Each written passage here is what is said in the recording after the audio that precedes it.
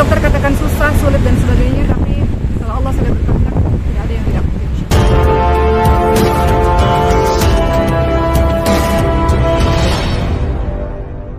Ya, hari ini ibu saya masih berada di ICU di Jakarta. Alhamdulillah kemarin pulang ke Indonesia, ke Jakarta dengan lancar. Ibu dalam keadaan yang terlihatnya baik, alhamdulillah. Dan saya pikir ibu hanya masuk ke ruang rawat inap biasa. Jadi setelah sampai mendarat di Bandara Jakarta, Bandara Soekarno-Hatta, kami langsung bawa ke rumah sakit.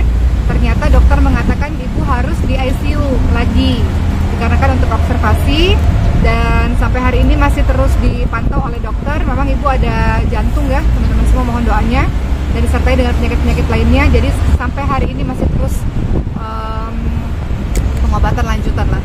Tadi saya juga sempat tanya sama dokter sampai kapan di ICU lagi. Kemudian dokter mengatakan kami belum tahu, tapi ya kalau bisa lebih cepat keluar dari ICU lebih baik. Hanya saja karena ibu ini pasca henti jantung ya, pasca kardiak arrest, gagal jantung. Jadi masih sangat rentan sehingga memang harus terus diawasi 24 jam seperti itu. Tapi yang buat saya lebih tenang tentu keadaan ibu saat ini lebih baik jauh dibanding dengan ketika berada di ICU di Kota Mekah. Ketika berada di ICU di Kota Mekah, badannya dingin gitu ya, pada hari pertama koma di rumah sakit. Kemudian kulitnya kuning, pucat, nggak kayak kita nih, kulit-kulitnya ada warnanya gitu. Tapi semua alhamdulillah sudah terlewat. Yang berada di Kota Mekah sudah luar biasa ya, semua kejadian itu masih terekam di lastik kepala saya karena saya ngelihat semuanya, setiap detiknya, dari mulai henti jantungnya, dari mulai mereka CPR ya, menekan-nekan dada ibu saya, dari mulai ibu saya dingin, dari mulai ibu saya tidak berwarna, kulitnya kuning gitu ya, pucat, tapi akhirnya berangsur-angsur berwarna kembali kulitnya, sampai sekarang sudah bisa bicara walaupun belum bisa berjalan karena masih sangat lemah, tapi beliau sudah dalam keadaan yang sangat baik. Semua dokter, tidak hanya dokter di Arab, di Mekah, tapi juga dokter di Indonesia mengatakan Insya Allah ini kasus yang sangat langka, beliau bisa bertahan sampai sejauh ini. Maka terus diberikan support untuk ibu, karena kalau kita berikan support, karena yang paling penting bagi orang sakit itu salah satunya adalah semangat hidup ya, semangat untuk sembuh itu nggak boleh hilang, itu harus diberikan oleh orang-orang sekitar. Maka tadi dokter berpesan sebelum saya datang ke tempat ini untuk syuting tadi, saya sama Richie sama Rian ada di ICU, dan tadi dokter berpesan kepada kami untuk terus memberikan semangat kepada ibu. Jadi kalau teman-teman tanya keadaan ibu bagaimana sekarang, alhamdulillah beliau berbicara, beliau memahami. Kalau saya tanya ibu kenapa kemarin terjadi di Mekah, ya, ibu hanya menjawab kecapean, ibu nggak tahu apa-apa. Beliau nggak tahu apa yang terjadi selama 11 hari beliau di ICU. Tapi saya pikir itu bagus lah, beliau nggak perlu tahu banyak hal bagaimana keadaan beliau. Ibu hanya mengatakan ibu kecapean, tapi alhamdulillah saya selalu mengatakan ibu semangat ya. Memang kemarin saya sempat mengatakan kenapa ya aku nggak bisa gerak, aku nggak bisa jalan, sempat kadang-kadang ada rasa putus asa, tapi saya katakan ibu nggak apa-apa, pelan-pelan sembuhnya. Yang jelas harus banyak makannya, harus banyak bergeraknya supaya bisa lebih cepat pulih. Jadi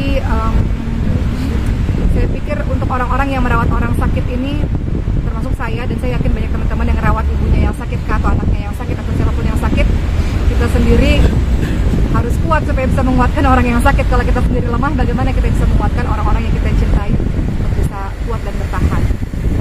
Oke, kemarin sempat bilang sebetulnya ibu saya punya riwayat penyakit autoimun sejak 17 tahun yang lalu karena mengkonsumsi obat belasan tahun, sehingga ibu ada berbagai macam penyakit komplikasi. Kemudian ketika berangkat haji sebetulnya dalam keadaan stabil. Ketika berangkat haji di Kota Mekah memang panas sekali di sana, dan haji itu sesuatu yang tidak mudah ya teman-teman, karena itu kan ibadah fisik yang sangat luar biasa. Banyak juga teman-teman kita yang sudah berumur yang tidak bertahan gitu. Ibu masuk ke rumah sakit di Kota Mekah itu 2 kali. Pertama kali dirawat 5 hari, kemudian berikutnya dirawat di 11 hari di ICU. Cuman yang ingin saya katakan pada teman-teman semua, saya jadi belajar banyak untuk kehidupan saya pribadi teman-teman. Saya nasihat diri saya sendiri untuk kita selalu percaya bahwa ud'uni astajib lakum, berdoalah kepada Allah maka Allah akan jawab doa-doa itu, Allah akan perkenankan bagi kita. Dan doa terbaik salah satunya adalah di sepertiga malam terakhir. Ketika dokter mengatakan ini kasus yang sangat sulit, sangat berat, kami sudah memberikan yang terbaik dengan fasilitas terbaik, dengan alat terbaik, selanjutnya kamu hanya berdoa kepada Allah Subhanahu wa taala.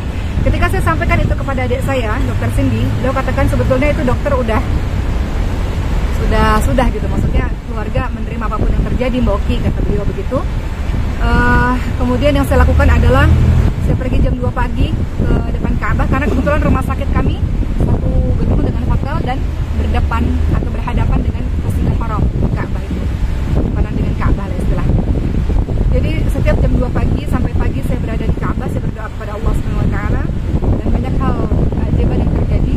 Yang tadinya dokter mau mengoperasi ibu saya untuk tindakan tracheostomi, pembolongan leher, karena ventilatornya sudah digunakan 9 hari, 10 hari. Kalau orang di ICU ventilatornya sudah digunakan lama, biasanya harus dibolongi lehernya. Saya sudah tanda tangan itu untuk operasi pembolongan leher atau tracheostomi. Kemudian dokter sudah bersiap-siap akan memindahkan ibu saya ke rumah sakit lagi yang lain yang lebih lengkap.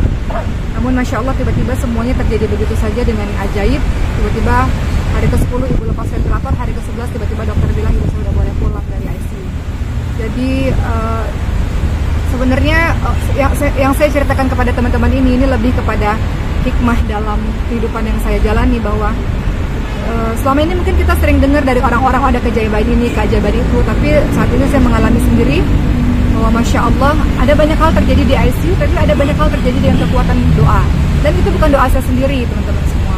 Kenapa saya dengan sengaja memposting cerita di sosial media, dan saya minta doa khusus untuk ibu saya kepada teman-teman di luar sana, karena kita nggak pernah tahu doa siapa yang dikabulkan oleh Allah untuk menyembuhkan orang-orang yang kita cintai. Begitulah, sekarang ibu saya, dokter dan suster di kota Mekah mengatakan, nanti banyak-banyak sujud syukur kepada Allah. Sekarang kamu pergi ke Ka'bah, kemudian beribadah kepada Allah, banyak bersedekah kepada orang sebagai wujud rasa terima kasih atas keajaiban yang Allah berikan kepada kamu. Jadi ya mudah-mudahan kisah ini membuat saya menjadi orang yang lebih baik, karena saya lihat istilahnya kematian depan mata, dan Allah istilahnya memberikan kesempatan lagi gitu.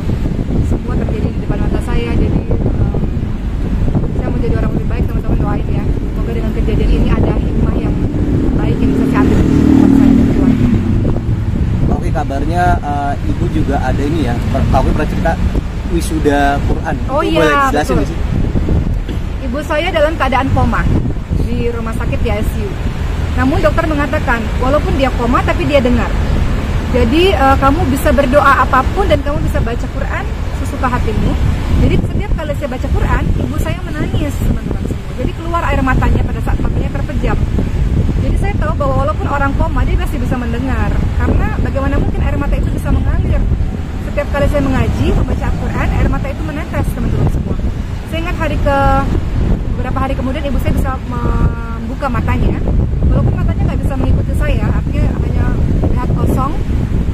Dan ketika saya tanya pada ibu saya, ibu selalu mengatakan ibu ingin menyelesaikan hafalan Quran ibu selalu mengatakan ibu mau seumur hidup ibu bersama dengan Quran.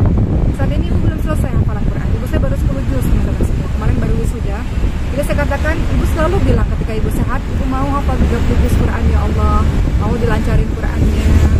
Saya katakan pada ibu harus punya semangat untuk itu, selesai hafalannya. Jadi ibu semangat ya. Dalam keadaan di ICU itu beliau mengangguk. Nah pada saat beliau mengangguk itulah kemudian saya punya harapan besar bahwa ibu saya bisa bertahan. Ketika saya katakan ibu mau selesaikan hafalan 30 juz Al-Qurannya, ibu masih perlu waktu untuk menyelesaikan itu, masih perlu waktu untuk terus mempelajari Al-Quran, dan beliau mengangguk. Jadi saya di hati kecil saya ada harapan besar untuk ibu saya, walaupun seluruh keluarga adik-adik mengatakan kami udah ikhlas, oke ikhlasin ibu, jangan memberatkan ibu. Semua teman-teman mengatakan begitu, keluarga mengatakan begitu, adik-adik, Richie, Cindy, semuanya sudah dalam kondisi yang ikhlas dengan apapun yang terjadi, ridha dengan apapun yang terjadi.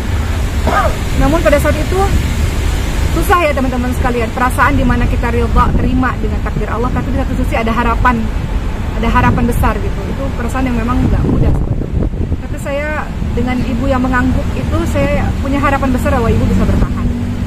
Ya Alhamdulillah, dokter mengatakan ibu kamu punya semangat hidup yang tinggi, sehingga itulah yang mungkin salah satunya yang membuat dia bisa bertahan sampai hari ini.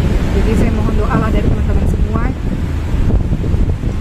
Saya bersyukur kepada Allah terlalu banyak kebaikan yang Allah berikan. Pada saat serangan jantung itu datang, dokter ada di kamar saya. Pada saat ibu saya henti nafas, rumah sakitnya berada di bawah hotel kami. Bayangkan kalau dokter tidak datang, bayangkan kalau hotelnya jauh, kami harus naik kendaraan, berapa menit yang terbuang. Sementara kalau sudah 7 menit atau 10 menit ke atas henti nafas, berarti sudah susah untuk tertolong. Jadi setiap menit itu sangat berharga. Jadi Allah buat ketika serangan jantung dokter ada di situ, visit ke kamar kami. Allah buat rumah sakit itu berada di bawah hotel kami. Allah buat saya ketika kejadian itu pun ada di situ. Terbayang kalau saya pada saat ibu saya sedang henti nafas atau gagal jantung itu saya berada di luar, saya tidak terbayang. Jadi itu yang terjadi selama saya haji, teman-teman semua, sebuah pengalaman yang sangat mahal buat saya. Dan saya cuma mau mengatakan untuk diri saya dan kita semua, kalau kita meninggalkan sholat malam, berarti kita tidak merasa benar-benar perlu kepada Allah Subhanahu wa Ta'ala. Jadi kalau kita merasa kita perlu kepada Allah, maka jangan pernah tinggalkan sholat malam itu, karena dahsyatnya doa-doa yang Allah kabulkan pada saat sholat malam. Jadi saya hanya berdoa kepada Allah, semoga teman-teman yang Allah berikan orang tuanya sakit atau anaknya sakit, orang yang cintai sakit, jangan berhenti berdoa, jangan berputus asa, selalu ada harapan. Mungkin dokter katakan susah, sulit dan sebagainya, tapi kalau Allah